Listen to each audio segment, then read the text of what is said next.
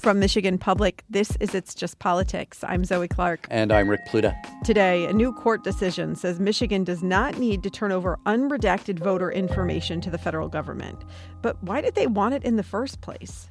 But first, the biggest story in Lansing right now, the nonstop excitement of waiting on the state budget. And we have been waiting for this budget for a while. And today, July 1st, is the deadline. It is. Under state law, the legislature has until midnight to pass a budget. The law says, quote, the legislature shall pass and present general appropriation bills for the upcoming fiscal year to the governor on or before July 1. Seems pretty clear. Does. So, Rick, can you explain why, then, we are at this point just hours from the deadline?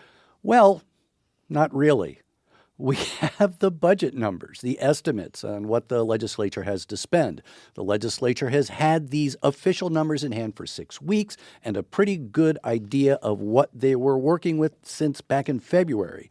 There are some policy issues, but those don't have to be part of the budget. They can be argued separately. There's not the same leverage on those outside of budget negotiations, but they can be debated in standalone bills. I mean, from the outside, this doesn't seem necessary. Yeah. We should also just take a moment to talk about why July 1st is so important in all of this. After all, the state's fiscal year doesn't begin until October 1st. So why July 1? That's an important point, Zoe. There isn't a state government shutdown, a partial state government shutdown looming. That could happen. It happened last year, in fact, briefly. But like you said, that's not until September, October. The July 1st deadline is largely for the benefit of school districts, many local governments, public universities, and community colleges, many of which have fiscal years that begin July 1st. So today, their new fiscal years begin. Yep. And they want to know how much money they're going to get from the state for their new fiscal years. Right. And the people who run those institutions are not happy today because as far as they're concerned, as a practical matter, the legislature is late. Peter Spatafor is with the Michigan Alliance for Student Opportunity. It's made up of school district superintendents. He says the start of the academic year isn't far off, and schools need to make some big decisions. So what happens on the ground, practically speaking, we don't know what's going to be handed down from Lansing to individual school districts. We have an idea of what the foundation allowance is, but that's only a portion of what the school district receives. So the rest of that is way up in the air, and that means that school districts, district leaders, building leaders, boards of education are putting off making hiring decisions. They may be avoiding filling positions until they're sure the resources are there, or maybe speculating that those resources won't come. So it practically means larger class sizes, an uncertainty in staffing and uncertainty of programs. But we should note, Rick, that schools do have some idea of their per pupil spending. They do, but that's not the whole picture. Some districts are hoping for some type of what's called a blended formula that takes into account the unique challenges faced by, urban and rural districts, for example. Some districts are losing students because Michigan isn't gaining population. That can cost them money. And also, what strings might be attached to those funds from the state? Yeah, late-breaking budget deals aren't necessarily transparent budget deals. Right. There was a House hearing this morning to go through individual lawmakers' budget requests. That's what's commonly called pork projects. So they're public, and they have to be attached to a legislative sponsor, nothing anonymous. But one morning, that's not exactly a thorough review. Yeah. Here's Jennifer Smith with the Michigan Association of School Boards talking just about that. I'd like to see them put something responsible together and share it before they put it up for the vote. Give stakeholders, educators a chance to look at it, to look at some of the boilerplate and have some input. We saw last year that there were boilerplate in the budget that was very confusing or difficult to deal with because we didn't have a chance to say, logistically, this doesn't work. We would like a chance to be able to review it before it's passed. The U.S. Supreme Court just yesterday made a ruling that upheld transgender bans in girls' and women's sports. There are controversies over DEI, what school libraries can put on their shelves.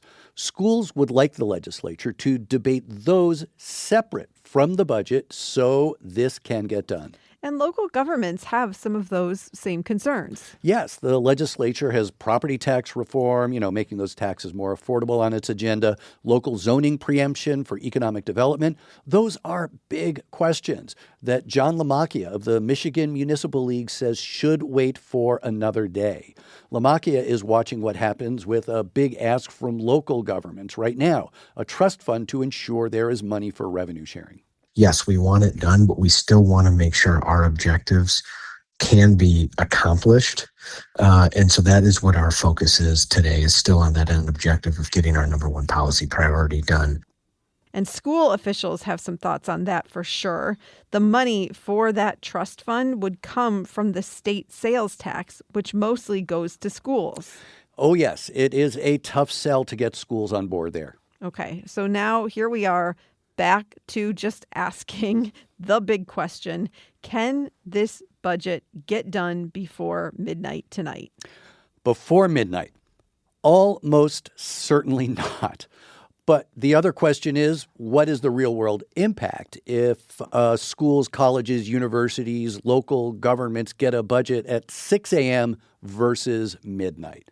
Not much. Right. Embarrassing, maybe. Could it be worse? Yes. Last year, the legislature missed not only the July 1 deadline, but also went hours past the October 1 deadline, which is the deadline set in the state constitution.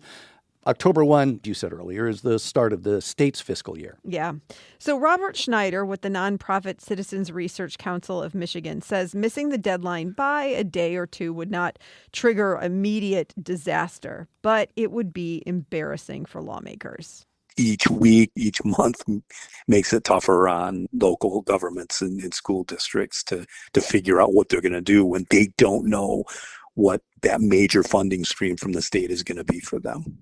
Right. And let's not forget, this bumps up against a big holiday weekend, July 4th. The state holiday begins Friday. Gotta wonder how many lawmakers have family vacations booked, cabins rented, plane tickets purchased. Or maybe they're just heading home for the July 4th holiday to face constituents who are wondering what took so long to do their job, and maybe face the same question from primary or general election opponents.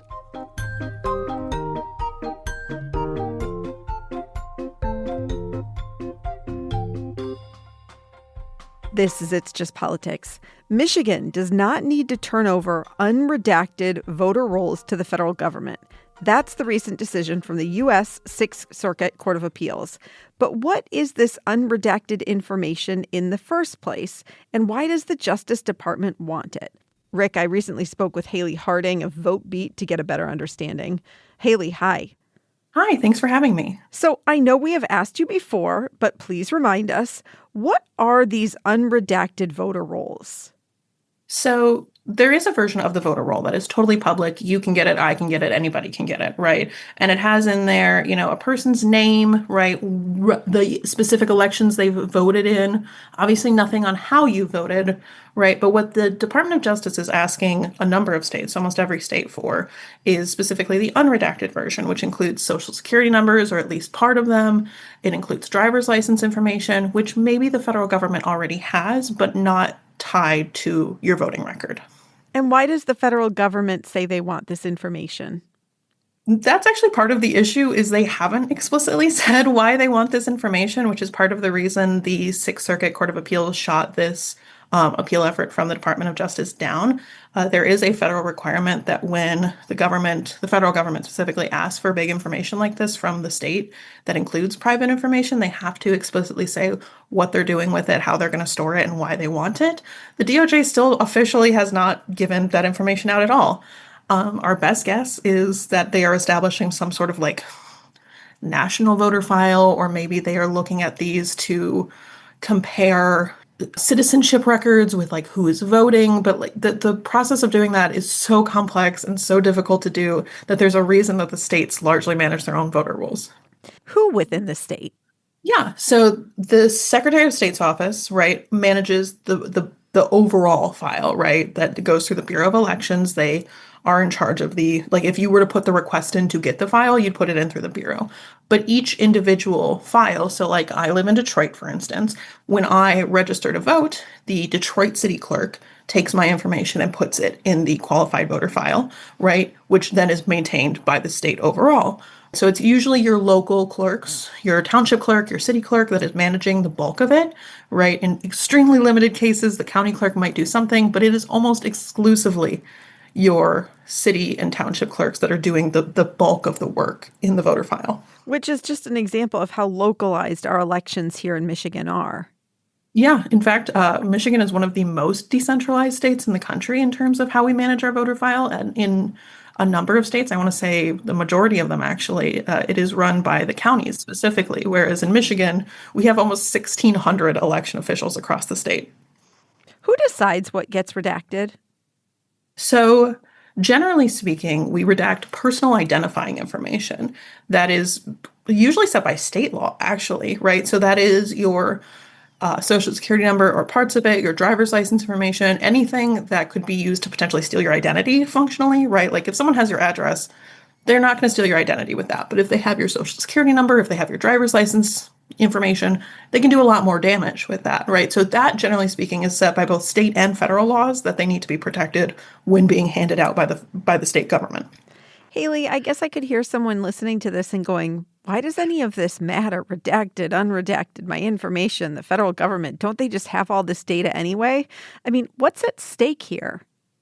Yeah, I think for a lot of people, the concern is the federal government has not said what they're doing with this information and how they plan to use it, much less how they plan to store it. You're right, the federal government is the one that assigns you a social security number. So yes, they already have it. But it's very different when it's tied to your voting record, right? When it's tied to where you choose to vote, the method you choose to use to vote, what elections you voted in, that is not held by the federal government. That's just the state, right? So that level of handing all of that over to the federal government is something we've never done before in the United States. Ever before. No, the Constitution is actually extremely clear that the administration of elections is in the hands of the states. So what did this U.S. Sixth Circuit Court of Appeals, what was their argument for not having to turn over these unredacted voter rolls to the federal government? Part of it is like sort of like legal jargon minutia, right? Mm-hmm. Like part of it is the federal understanding of like what is a record? How does one come into possession of a record, right? And the conclusion reached by the three judges on this panel was functionally you cannot hold the Secretary of State or the state specifically responsible for something that gets changed literally all the time every day as the voter roll does, right? Like that's almost impossible and it's almost immediately out of date. That's part of it. Another part of it is, like I said, it's you cannot hand over all of this private information without the federal government telling you what you're going to do with it. That is against state law and that is against federal law, which is what the federal courts are, of course, worried about. In your reporting, you found, though, that 17 states have complied to voluntarily share this information already. What do we know about these states? It's not exclusively politically led, right? But a number of these 17 states are Republican-leaning states or states in which the Department of State or whatever the body that manages their elections are controlled by Republicans, but not always, right? We've seen, the state of Idaho is one of the 30 states that has been sued by the federal government for declining to turn this information over. The Secretary of State in Idaho is a Republican named Phil McGrain, and Phil's, belief on this is like, I just can't turn this over to you because you didn't ask for this in the correct way. And also I have state restrictions that prevent me from doing this, right? So it's not exclusively political, but the DOJ has shown that anyone who does not hand it over, they are willing to sue, right? They are willing to take it through federal court. Michigan is very unique in that our case has gone the furthest so far and that we've both been to appeals court and now have a decision. So we might, be set up to eventually go to the Supreme Court to have to defend this decision. But this is playing out in lawsuits across the country in 30 states and DC, I believe. Has any court found in favor of the Justice Department so far? To my knowledge, every single ruling that has come down from this has been in favor of the states for, usually relatively similar reasons, but each case has, slightly different factors at play here. But to my knowledge, every single judge has, and these are federal judges, some appointed by Republicans, some appointed by Democrats, every single one has, or every single final decision has been in favor of the respective state. You mentioned the U.S. Supreme Court. Do we have an expectation that Donald Trump's Justice Department might appeal the Sixth Circuit Court decision? You know, it is the one that is moving fastest, right? It does appear, there could be an intermediary step where the Sixth Circuit functionally weighs in again, right, with a larger panel of judges. But yeah, it is possible that we take this to the Supreme Court. And by we, I mean the federal government. We do control them, right? We are voters. The federal government takes that to the Supreme Court, and then that forces Michigan, or perhaps Michigan and a number of other states, if there are multiple decisions out at once, to defend these actions and these decisions to the Supreme Court, to the highest court in the land. Haley, could any of this happen before the midterm elections in November? At this point, it is extremely unlikely. The Supreme Court actually just finished up their most recent round of decisions. Yeah. Obviously, they are now in summer recess, but they, in emergency situations, can take on cases. I don't expect that this will be one of them, right? Because if nothing else, there are a number of really strict federal laws judging, or I guess I should say determining when we can touch the voter rolls, when we can do anything with them. If the federal government, like I expect, is trying to get a hold of these files in order to find non-citizens and potentially remove people from the rolls, there are very, very strict federal laws in place that prevent that from happening. And I doubt highly that a Supreme Court decision would come in time for us to have any say in what happens with that at all. I've been surprised before. Courts will surprise me again, right? But in this particular instance, I don't expect that this is going to make it to the Supreme Court with enough speed for an answer, if nothing else, right? Sure, could be something that we're dealing with in future elections, but I do think 2026 is going to be safe from any rulings related to this, other than the ones we've already had. So, Haley, it seems right now, at least as we're talking, that this data is safe.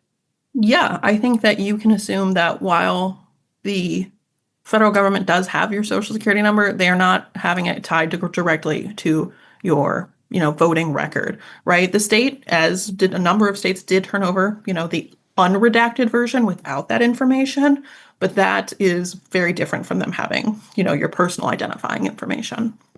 That is Haley Harding, reporter at VoteBeat. Haley, thanks so much for the time. Thank you.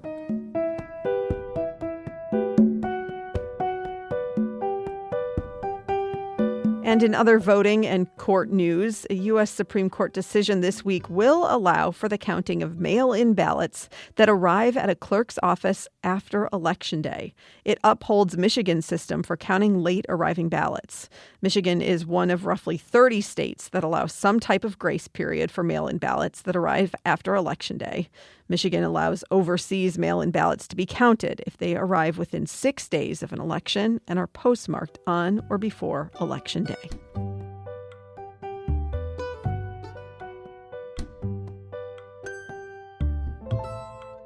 And that is It's Just Politics for today. I'm Zoe Clark. And I'm Rick Pluta. Let's talk again next week.